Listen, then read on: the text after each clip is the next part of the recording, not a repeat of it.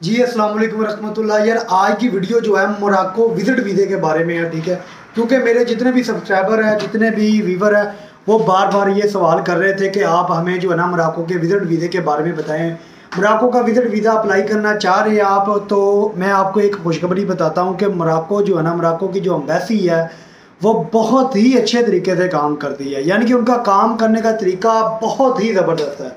आपको सबसे पहले एक बात बताऊं कि मोरक्को के जो वीज़ा जो डॉक्यूमेंट्स रिक्वायरमेंट है वो भी मैं आपको बताता हूं, लेकिन उससे पहले मैं उसकी सबसे अच्छी बात जो है ना वो आपको बता दूं कि जब आप मोरक्को एम्बेसी के अंदर जाते हैं, तो जब आप अपने डॉक्यूमेंट सारे कंप्लीट कर कर उनके पास जाते हैं और उनको जो है ना ऐसे हाथ पर उनको डॉक्यूमेंट्स देते हैं, तो एम्बेसडर क्या करता है, आपके डॉक्यूमेंट्स चेक करने के बाद जो है ना, अभी हमारे एक भट्ट साहब है, उनका मोरक्को का वीज़ा लगा है अल्हम्दुलिल्लाह, ठीक है।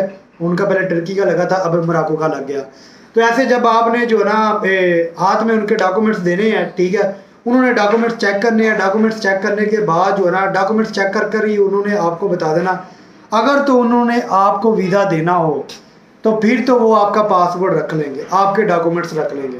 अगर नहीं तो वो आपको कहेंगे सॉरी। और एक बात और याद रखिए कि मोरक्को का विजिट वीज़े के लिए अगर वो आपको डॉक्यूमेंट्स वापस करते हैं, रिटर्न करते हैं, वो आपके पासपोर्ट के ऊपर कोई भी स्टैंप पर रिजेक्शन की नहीं लगाएंगे। ये भी कितनी अच्छी बात है। और आपसे कोई भी फीस नहीं लेंगे। अगर आपको उन्होंने वीज़ा देना होगा तो वो आपका पासपोर्ट, आपके डॉक्यूमेंट्स जो है ना रख लेंगे, और 10 से 12 दिन के अंदर आपके पासपोर्ट के ऊपर जो है ना वीज़ा स्टैंप होगा। और जब आपने पासपोर्ट रिसीव करने जाना है तो फीस भी उस वक्त देनी है। तो कितनी अच्छी बात है यार। काश सारी एम्बेसियाँ इस तरह काम करे। जापान का भी तकरीबन इस तरह है, लेकिन उसका थोड़ा सा डिफरेंट है।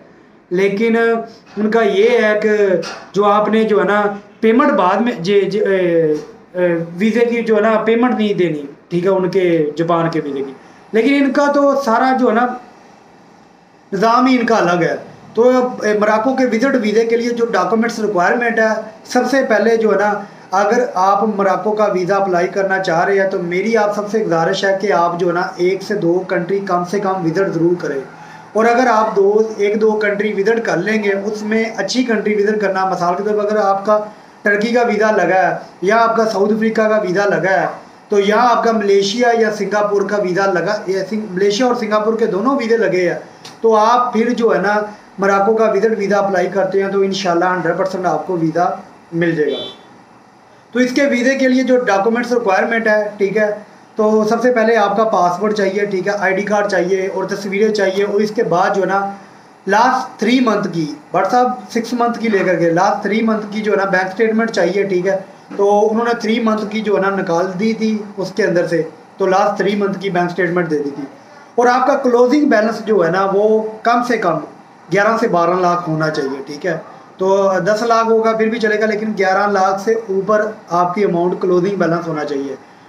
और जब आप बैंक स्टेटमेंट मेंटेन करते हैं ना, तो याद रखा करें कि जो लास्ट 3 मंथ की हो ना, तो लास्ट 3 मंथ से पीछे ये ना हो कि आपका जो ना लास्ट 3 मंथ इस तरह चलती आ रही 2-3 लाख 4 लाख, और लास्ट में जो ना जब आप वीज़ा अप्लाई करना है तो आप जो है ना उसके अंदर 11 लाख कर ले, तो ऐसे नहीं है। वो लास्ट में पीछे भी जो है ना बीच में आपकी 15, 17, 18 तक, 20 तक भी जानी चाहिए, फिर ऐसे नीचे भी आनी चाहिए, और रोज़ाना की ट्रांजैक्शनें भी होनी चाहिए। और आपकी स्टेटमेंट अगर अच्छे तरीके से मेंटेन है ना, तो एम्बेसडर आपको ना नहीं कर सकता, ये बात याद रखें। और मोरक्को ये है, ये अरबी कंट्री समझ ले, अरबी कंट्री आप कह लें इसको, मुस्लिम कंट्री है, ठीक है।